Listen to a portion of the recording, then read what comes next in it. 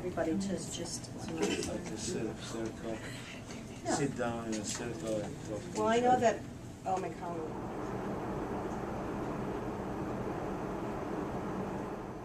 Whether it be in Europe, whether it be South America, whether it be wherever. But particularly with the Congo, a lot of people don't realize that the wars continue because we produce the products that are in our cell phones and all of our electronics equipment. So if you're interested in learning more about that and how you can help change that tide, please go to raisehopeforcongo.org and learn more about that. In June, an album is coming out, which this poem that I shared is featured on, along with Sheryl Crow, Mos Def, Nora Jones, Angelique Kidjo, and Oza Motley and Damian Rice have all contributed tracks to raise awareness, so we hope you support that. And again, it's raisehopeforcongo.org. This next poem is entitled Honorata, and this Honorata is a woman's story who I heard on CNN. Again, my name is Bombay Congo. I have brought some things if you're interested, some books and CDs, DVDs and things, shirts and stuff, if you want to learn more about me. This last poem that I'm going to share is a 100% true story. Nothing that you're going to hear in this poem has been exaggerated, and it comes from my experiences working in Congolese refugee camps.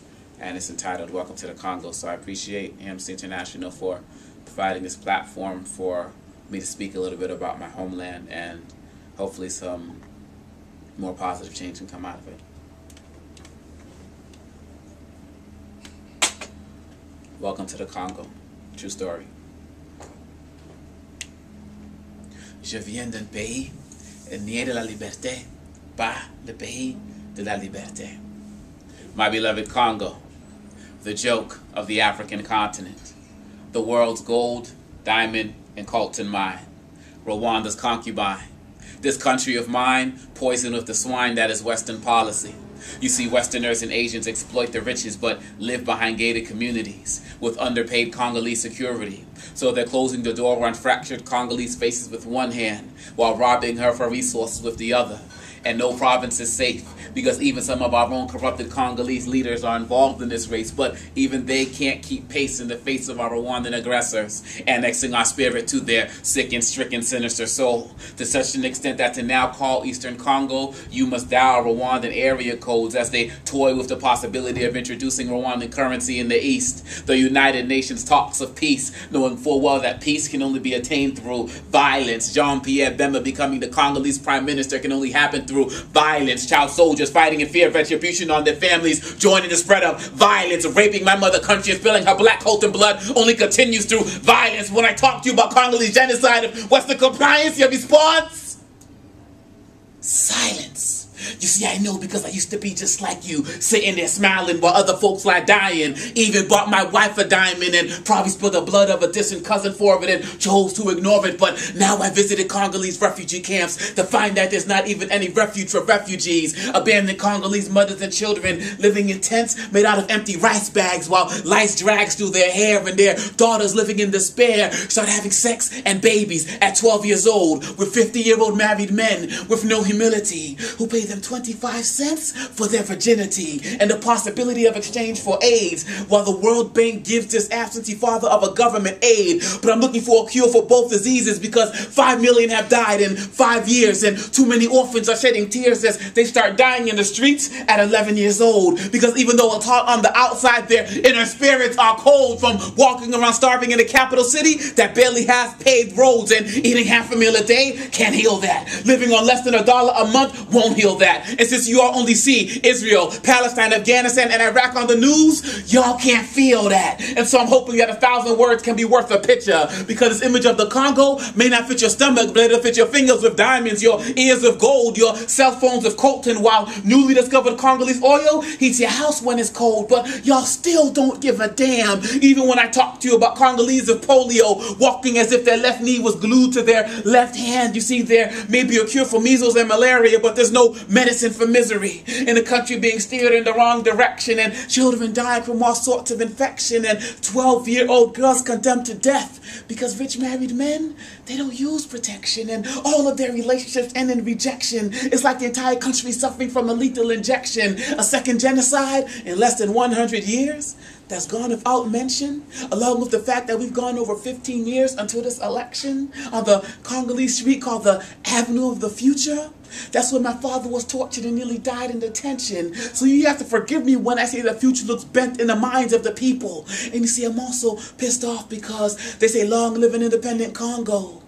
But I don't remember when it ever was. The international community correctly condemns Congolese corruption in questioning where the ministers bought their cars from. But the world's ears become deaf when I ask where our invaders got their arms from. This is the Congo, damn it, and ain't none of it funny. Americans who work here say it's a great place to make money. Folks with connections from Bush to Bin Laden said he robbing his country for resources through Lebanese liaisons living in the land of internationally sanctioned genocide, where pathetic United Nations plus future United States policies equals pesticide, claiming that they finally broke up peace, but don't let them fool ya, because up until this day we're still digging up body bags in Bunya, because their role in the Congo supports nothing but violence, a continual purchase of Congolese resources that never benefit the masses, compliance, possible untested aid drugs on unsuspecting Congolese in the name of science. Poems like this will try to wake you all up, a simple act of defiance. All I ask, my beloved Congolese people, self-reliance, but when I ask you to help me heal the hurting heart of Africa,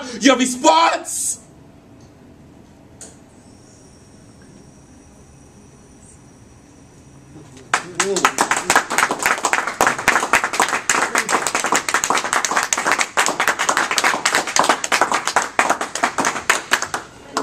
It's like, whoa, we just did the history of, you know. See, if you sit and listen to the grandparents and the great-grandparents. No, I just hit the young people because, you know, they're more impressionable. And, you know, most change across the globe has always been led by students. You know, so I find that they're more willing to take action in areas that we won't.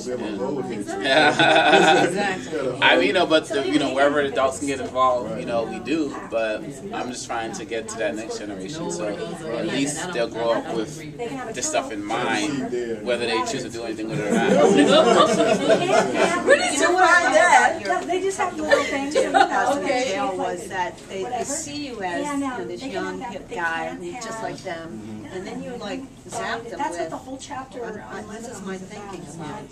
Right. You know, he would come and see, you know, that bling you're wearing. That On the surface. surface. On the surface. No, but you would challenge them, and they'd be like almost not embarrassed, but forced to kind of like. It just really kind of yeah, because I think that's why I think a lot of kids are there in the first place in the prisons, because they haven't been challenged, you know, and they get bored and, you know, they get into their ways and they just act out because, you know, no one's appealing to their intellect. Exactly. They're smart or Okay. Bear with me. Bear with me, okay? And but one of the things that I think I'm getting from the whole thing is a re-education and a revamping of the system to educate. With these images, Yeah. you know what I'm saying? We've got that family of I don't even know how to go about it. But see, I love it. I love kids. Yeah. You know, and that's the amazing thing to me. But it's a necessary thing. It's obvious. Let them be. Let them go. You know? For us to move forward. No, but they're too active. They're kids too much. I said, but you have to turn that. Yeah. So that education process, In our neighborhood, we have a in your mind, how do you see? Hi, my name is Ome Congo Debenga, Congolese American rapper and poet and motivational speaker. And I'm here at the Amnesty Human Rights International Arts Festival and learning about other conflicts around the world and trying to share some information about what I know in places like the Congo, which is where my family is from. And it's been a very informative weekend. So how do you like this morning? So how did it go today? It was great today. You know, what I enjoyed most about today was hearing stories about different people in different places. As I said, I speak specifically about the Congo, and I also spent a lot of time talking about issues of diversity, but it was great to come here and hear diverse perspectives from different places like, you know, places like Tibet, and heard Bulgarian poetry, or poetry from Cameroon, poetry from the States, and that's really what it's all about, is about having that cultural exchange. That's the only way we're going to advance as a society, so I'm happy to be engaged in that process. Thank you very much. Thank you.